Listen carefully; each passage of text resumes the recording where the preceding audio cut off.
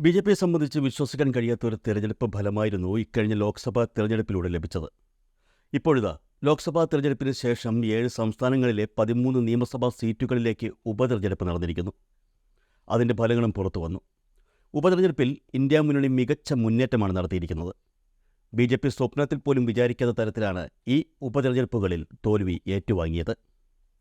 അതേസമയം 13-ൽ 10 സീറ്റുകൾ പിടിച്ചെടുത്ത് ഇന്ത്യ സഖ്യം കരുത്ത് കാട്ടി. 2 സീറ്റുകൾ ബി.ജെ.പിക്ക് ലഭിച്ചപ്പോൾ 1 സീറ്റിൽ സ്വതന്ത്രനും വിജയിച്ചു.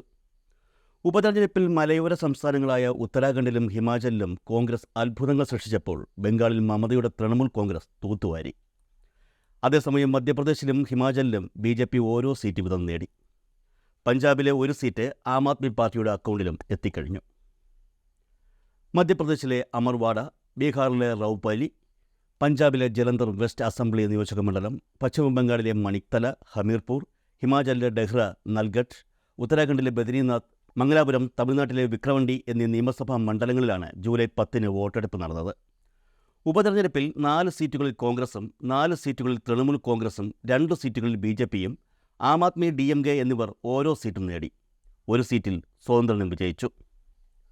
ഉത്തരാഖണ്ഡ് പൂർണ്ണമായും കോൺഗ്രസിൻ്റെ വരുതിയിലായി കഴിഞ്ഞു.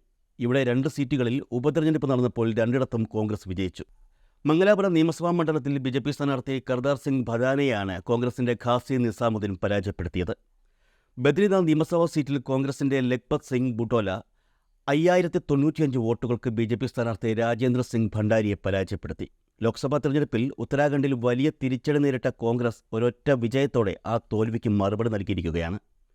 കോൺഗ്രസിൽ നിന്നും ബി.ജെ.പിയിലേക്ക് എത്തിയ ഭണ്ഡാരിയെ ജനങ്ങൾ രണ്ടാമതൊന്ന് ആലോചിക്കാതെ തള്ളിക്കളയുകയായിരുന്നു.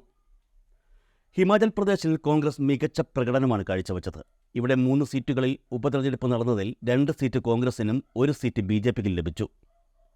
കോൺഗ്രസിൻ്റെ കമലേഷ് ഠാക്കൂർ മത്സരിച്ച ഡെഹ്റ മണ്ഡലത്തിൽ 9000-ലധികം വോട്ടുകൾക്കാണ് ബി.ജെ.പിയുടെ ഹോഷിയാർ സിംഗിനെ പരാജയപ്പെടുത്തിയത്.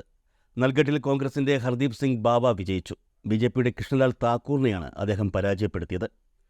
ഹമീർപൂർ സീറ്റ് ബി.ജെ.പിയുടെ ആശിഷ് ശർമ്മയ്ക്ക് ലഭിച്ചപ്പോൾ അദ്ദേഹം കോൺഗ്രസിലെ ഡോക്ടർ പുഷ്പീന്ദർ വർമ്മയെ വെറും 1433 വോട്ടുകൾക്ക് പരാജയപ്പെടുത്തുകയായിരുന്നു. പശ്ചിമബംഗാളിൽ തിരഞ്ഞെടുപ്പ് നടന്ന 4 മണ്ഡലങ്ങളിലും തൃണമൂൽ കോൺഗ്രസ് തൂത്തുവാരി. റണാഘട്ട് സൗത്തിൽ നിന്നുള്ള ബി.ജെ.പിയുടെ മനോജ് കുമാറിനെയാണ് ടി.എം.സിയുടെ മകുട് മണി അധികാരി പരാജയപ്പെടുത്തിയത്. റൈഗഡിൽ നിന്ന് ടി.എം.സിയുടെ കൃഷ്ണ കല്യാണി ബി.ജെ.പിയുടെ മനസ് കുമാർ ഘോഷിനെയും, ബാഗ്ദയിൽ നിന്ന് ടി.എം.സിയുടെ മധുപർണ താക്കൂർ ബി.ജെ.പിയുടെ ബിനയ് കുമാർ ബിശ്വാസിനെയും പരാജയപ്പെടുത്തി. മധ്യപ്രദേശിലെ അമർവാഡ നിയമസഭാ സീറ്റിൽ നടന്ന ഉപതെരഞ്ഞെടുപ്പിൽ ബി.ജെ.പി വിജയിച്ചു. ഇവിടെ ബി.ജെ.പിയും കോൺഗ്രസും തമ്മിൽ നേരിട്ടുള്ള മത്സരമാണ് നടന്നത്. അമർവാഡയിൽ നിന്ന് ബി.ജെ.പിയുടെ കമലേഷ് ഷാ 3000-ലധികം വോട്ടുകൾക്ക് കോൺഗ്രസിൻ്റെ ധീരൻ സിംഗിനെ പരാജയപ്പെടുത്തുകയായിരുന്നു. ബീഹാറിലെ റുപോൾ നിയമസഭാ മണ്ഡലത്തിൽ ഭരണപക്ഷത്തിനും പ്രതിപക്ഷത്തിനും കനത്ത തിരിച്ചടിയാണ് നേരിട്ടത്. സ്വതന്ത്ര സ്ഥാനാർത്ഥി ശങ്കർ സിംഗാണ് ഇവിടെ നിന്നും വിജയിച്ചത്. ജെ.ഡി.യുവിൻ്റെ കലാധൻ മണ്ഡലിനെ 8000-ലധികം വോട്ടുകൾക്കാണ് അദ്ദേഹം പരാജയപ്പെടുത്തിയത്. ആർ.ജെ.ഡിയുടെ ഭീമാ ഭാരതി 3-ാം സ്ഥാനം കൊണ്ട് തൃപ്തിപ്പെടേണ്ടി വന്നു. പഞ്ചാബിലെ ജലന്ധർ വെസ്റ്റ് മണ്ഡലത്തിൽ നടന്ന ഉപതെരഞ്ഞെടുപ്പിൽ ആം ആദ്മി പാർട്ടിയുടെ മൊഹീന്ദർ ഭഗത് വിജയിച്ചു. ബി.ജെ.പി സ്ഥാനാർത്ഥി ശീതൾ അങ്കുറാലിനെ 37,000-ലധികം വോട്ടുകൾക്കാണ് മൊഹീന്ദർ ഭഗത് പരാജയപ്പെടുത്തിയത്. തമിഴ്നാട്ടിലെ വിക്രവണ്ടി നിയമസഭാ സീറ്റിൽ ഭരണകക്ഷിയായ DMK വിജയിച്ചു. DMKയുടെ അന്നിയൂർ ശിവ എന്ന ശിവഷൺമുഖം പട്ടാളി മക്കൾ കച്ചി പാർട്ടിയുടെ അൻപുമണി സിയെ 67,000-ലധികം വോട്ടുകൾക്കാണ് പരാജയപ്പെടുത്തിയത്. മറ്റൊരു പ്രധാന കാര്യം കൂടി പറയാം.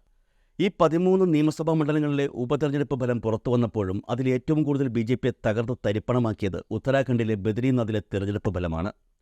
കോൺഗ്രസ് മുക്ത ഭാരതം എന്ന സ്വപ്നം യാഥാർത്ഥ്യമാക്കാൻ കോൺഗ്രസിൽ നിന്ന് ബി.ജെ.പിയിലേക്ക് കൊണ്ടുവന്ന രാജേന്ദ്ര ഭണ്ഡാരിയെ ജനങ്ങൾ കാലിൽ തൂക്കിയെടുത്ത് തറയിലടിക്കുന്ന കാഴ്ചകളാണ് ഉത്തരാഖണ്ഡ് സാക്ഷ്യം വഹിച്ചിരിക്കുന്നത്.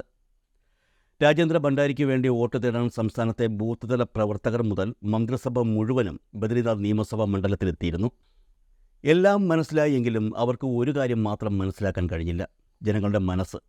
ഇതുവരെ കൂടെ നിന്ന് സ്വന്തം പാർട്ടിയെ വഞ്ചിച്ച് മറ്റൊരു പാർട്ടിയിലേക്ക് കയറാൻ നോക്കിയ വ്യക്തിയെ ജനങ്ങൾ യാതൊരു ദാക്ഷിണ്യവും കൂടാതെ ശിക്ഷിച്ചിരിക്കുന്നു. ബലപ്രയോഗത്തിലൂടെ അടിച്ചേൽപ്പിക്കപ്പെട്ട തെരഞ്ഞെടുപ്പുകളും നേതാക്കളുടെ കൂറുമാറ്റവും ഒരു കാരണവശാലും പൊറുക്കാൻ പൊതുസമൂഹം തയ്യാറല്ലെന്നാണ് ബദ്രിനാഥ് നിയമസഭാ ഉപതെരഞ്ഞെടുപ്പ് ഫലം തെളിയിക്കുന്നത്. ഒരു വശത്ത് ഈ തെരഞ്ഞെടുപ്പ് ഫലത്തിൽ പൊതുജനങ്ങളുടെ അതൃപ്തി വ്യക്തമായി കാണാം.